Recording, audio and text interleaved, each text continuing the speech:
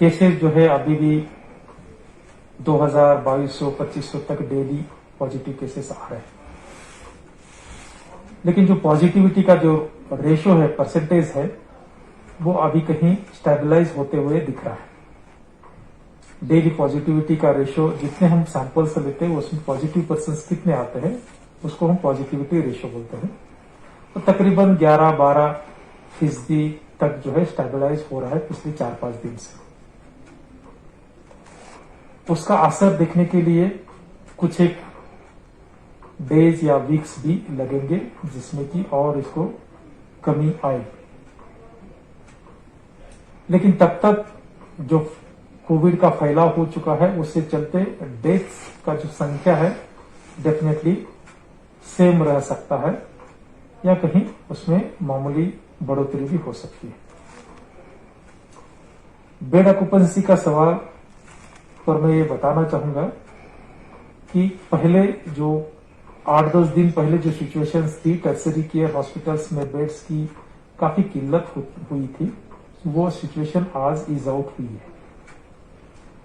Scheme शोरा, SMHS और JBC, इसके अलावा बाकी सब हॉस्पिटलों में हमने बेड्स, ऑक्सीजन सपोर्टेड बेड की तादाद बढ़ा दी है।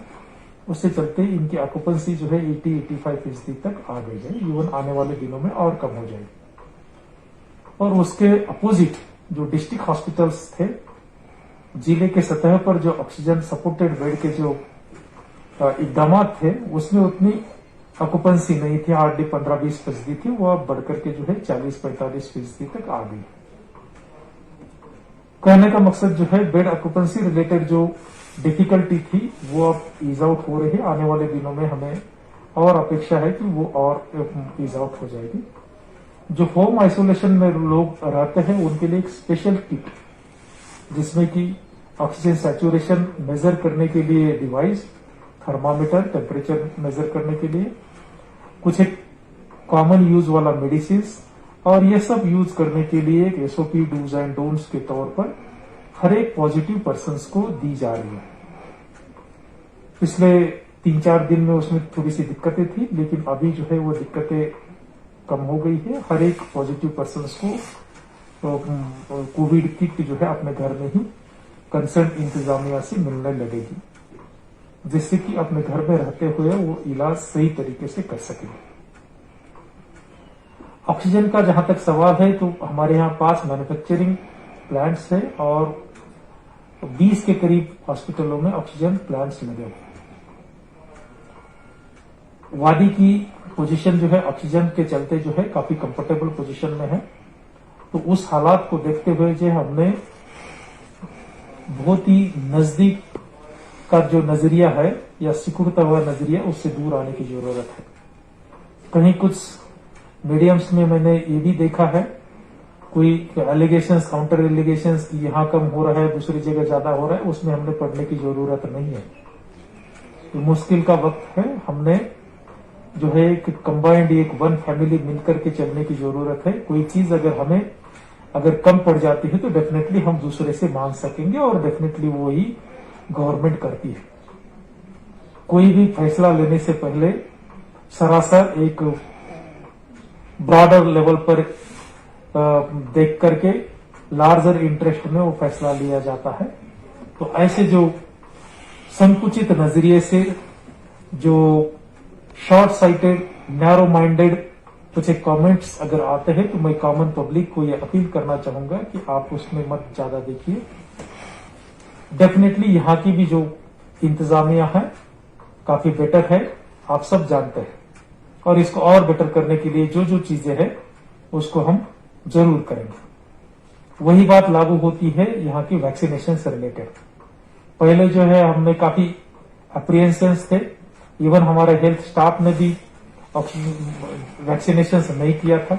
लेकिन जब सेकंड वेव आई हमें लगा कि नहीं, ऑक्सीजन वैक्सीनेशन एक जरिया है जिससे कि हम इस बीमारी को फेस कर सकते हैं इफेक्टिवली। तब हमारे यहाँ काफी बड़े पैमाने पर वैक्सीनेशन हुआ।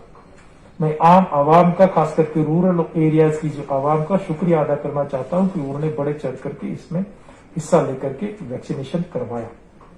अबव 45 की उम्र के वाले लोग जो है वल्नरेबल रहते हैं। इवन एक एक दिन पर जो है 50,000 तक हमारा वैक्सीनेशन गया है।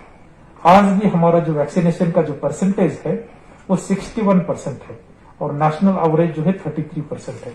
ऑलमोस्ट दुगना हमने वैक्सीनेशन किया है। जो भी बचा हुआ वैक्सीनेशन है जो पॉपुलेशन अबव 45 की, उसको भी आने वाले दिनों में जो है कंप्लीट करने का एडमिनिस्ट्रेशन का प्लान है, मंसूबा है और उसी के हिसाब से करेंगे। जहां तक बिलो 45 पॉपुलेशन का वैक्सीनेशन का सवाल है, उसमें अभी रजिस्ट्रेशन चल रही है, क्योंकि 18 से 45 की उम्र में लगभग 37 लाख पॉपुलेशन आती है वैली की, काफी बड़ा पॉपुलेशन आता है। उसको हम प्रायोरिटाइज कर रहे हैं। जो लोग ज्यादा लोगों के दूसरे के संपर्क में आते हैं, जैसे शॉपकीपर से, ट्रांसपोर्टर से, ड्राइवर से, प्रेस पर्सन से, जो इस एज ग्रुप के हैं, या हमारे जो मुलाजिम है जो ज्यादातर पब्लिक के संपर्क में आते हैं, जिनको हम सुपर स्प्रेडर्स भी कह सकते हैं, उनको हम पहले वैक्सीनेशन करेंगे। प्रायोरिटीज बन रही है। तब तक जो है बिलो 45 एज के लोगों को ऑनलाइन कोविन प्लेटफॉर्म पर जाकर के रजिस्ट्रेशन करना है। आप अपना रजिस्ट्रेशन करवाएं। जैसे रजिस्ट्रेशन कंप्लीट हो जाएगा, इसका प्लान भी रोल आउट हो जाएगा। 1.2 करोड़ डोसेस इसके लिए गवर्नमेंट ने खुद के बजट से ऑर्डर किए हैं और रजिस्ट्रेशन जैसे ही कंप्लीट हो जाएगा, इस पर भी अमल शुरू हो जाएगा। मैं फिर से एक बार वादी के सभी आवाम को इस बात का धन्यवाद देता हूं, शुक्रिया अदा करता हूं कि आपने गवर्नमेंट के जो इंस्ट्रक्शंस है कम्युनिटी लेवल पर स्प्रेड रोकने के और साथ ब साथ इंडिविजुअल लेवल पर जो इंतजाम करने हैं, mask related, hand sanitiser related, गर्दी के एरिया से दूर रहने से रिलेटेड, या जो कंटेनमेंट मेजर है उसमें घर में ही रहने से रिलेटेड आपने कंप्लाई किया है, उसके लिए मैं आपका शुक्रिया अदा करना चाहता हूं।